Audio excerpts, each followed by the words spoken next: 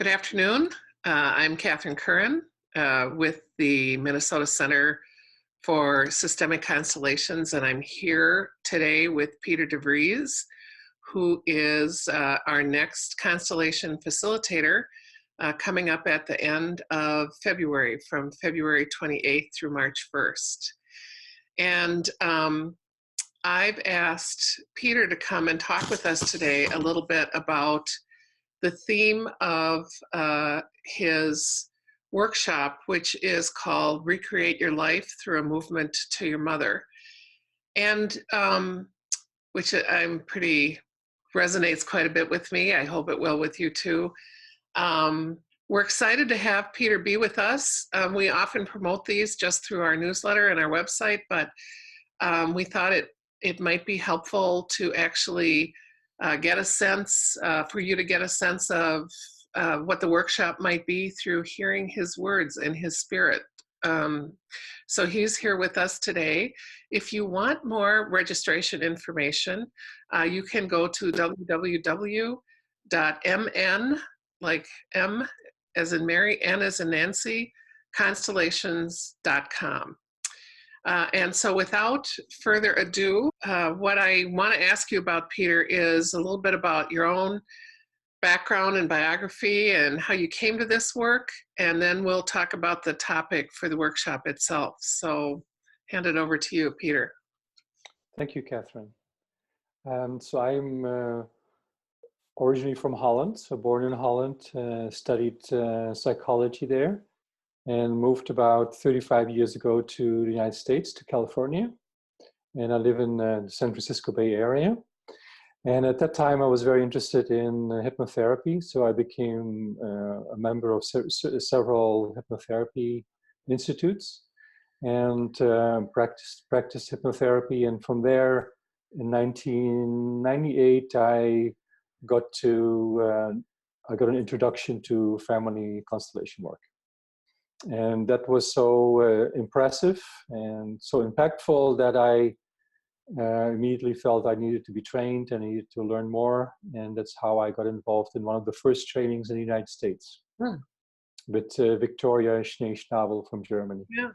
Yeah. And that's how I got into it. And then I had several other teachers here on the West Coast. And then at that time, Bert Hellinger used to come more often to the United States, and so I followed some of his workshops and intensives, and Hunter Bowman and Albrecht Marr and Günter Weber and all of those early pioneers of the work. They came to the United States, and that's how it started for me. And it's still going, because I find this whole field of exploration, the knowing field, as we refer to, how we use empathic mirroring, and how we can, through that, explore deeper dimensions of our human experience. I find it very fascinating, and that journey of growth and learning and healing is continuing. And I think one thing that's really interesting is that you also incorporate other modalities into your work, or you've expanded this work to incorporate like internal family systems and I think somatic experiencing, if I'm correct. Yeah, that's correct. So the family of inner parts, the inner psyche parts, where we have fragmentation. Again, we refer to it as inner parts or internal family system. I also include that in the constellation work, somatic experiencing from Peter Levine. So the whole body-oriented healing work, the embodiment, because if we are traumatized, we have our personal biography traumatized, so we are systemically traumatized, then we basically have challenges embodying, and so that's the whole somatic piece. And of course, constellation work and representative perception resonance work is basically body work. It's all about embodying. That's why I think that's a very important piece. Also, I've been influenced by the Ritwan school, the school of Almas, And some people know that here, but as the diamond path. The diamond path, diamond approach. Yeah. Mm-hmm. Yeah. So I'm also familiar with that. Yeah, cool. I'm excited because you bring so many different things, and such a richness and such a depth. So that I'm excited about that. I'm going to turn us to the topic of the workshop. And still, I love the way the title that you came up with, Recreate Your Life Through a Movement to Your Mother. So I was wondering if you could tell us, just a little about how you look at this relationship and how that informs your work. Yeah, so our mother is the most important relationship of our life. We, of course, are born from her, and we have been in her womb for, let's say, 9 months, and so our mother is our world, and that's how it starts. And slowly we tend to then, in our growth and development, we start to individuate away from her, right? We become individuated into our own autonomy. Early traumas that can happen with our mother. Our mother can, for example, not want us or want us for a special reason. We are sometimes not loved or loved for a certain reason. We're not protected. It's not safe to be around our mother. And that creates all kinds of early attachment traumas. And recreating your life basically means we want to be curious about who our mother is and what is her fragmentation, what is her trauma, and how can we be curious about it and make a movement toward that. Like, what is that? What basically is part of our source? Like, what is that? And how has that influenced us?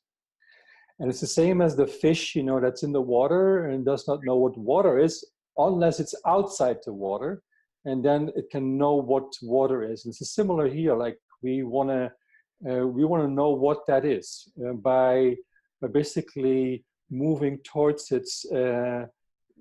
It's twofold. In a way, one way we step out of it, so we have a relationship with it, and then we move toward it, and then we want to know what it exactly is. And so resonance work, representative perception is a very good work to learn about deeper dimensions of our mother.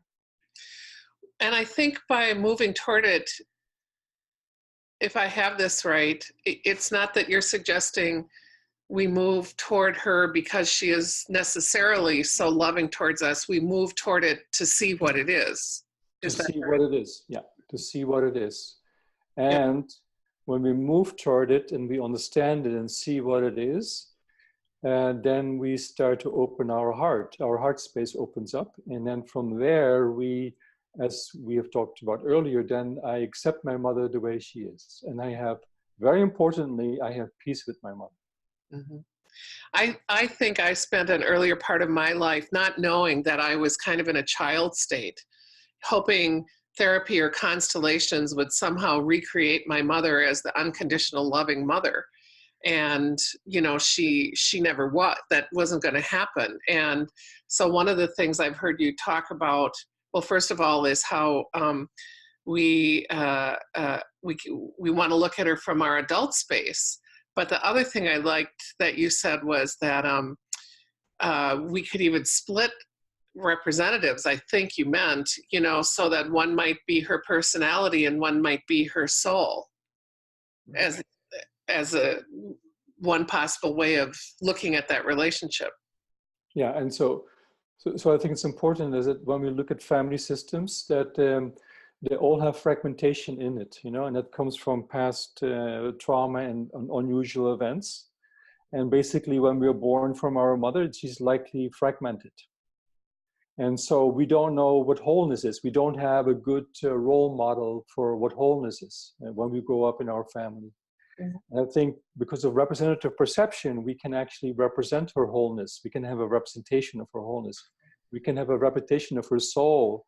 And that's how we then, that can actually, what you say, well, I wish I had a mother that could, do this for me or hold me or have a warmth towards me. Then from her soul, we can see what that quality is actually that is interrupted by all kinds of fragmentation that she has. Yeah. And also that we have, by the way, that we also have our own wholeness, even though we come from a fragmented mother. Still, our nature is that we have a wholeness Right.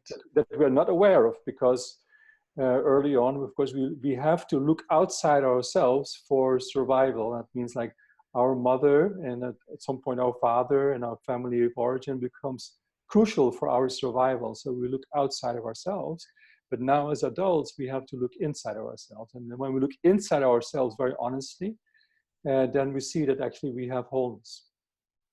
Originally, in our original nature, we want to reach out. We are curious about. Children are naturally curious about, and that is interrupted by our mother not being available. And so we need to, from ourselves, we need to recreate it. We need to move toward it again and see what it is. Yeah. And we can do it as adults. As children, we couldn't do it, but now, with an adult nervous system and an adult orientation, we can do it.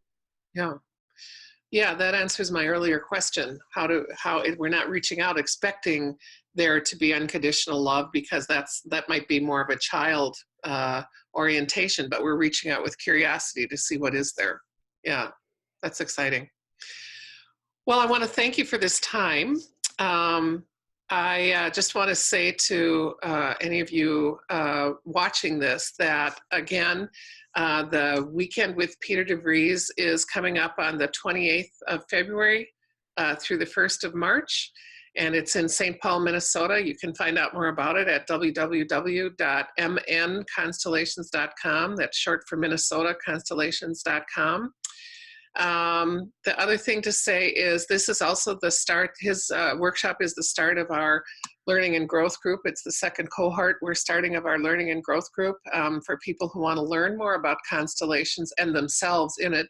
We go through all of the major themes: relationship with the mother, that's why we're starting there, relationship with the father, and a lot of other of the basic constellation themes in a 8 or 9 month program. You can also find out about that online. You don't have to sign up for the whole thing to come to this weekend. You can come to this weekend and decide there. And we hope to see you in February or at one of our other events. And thanks for watching.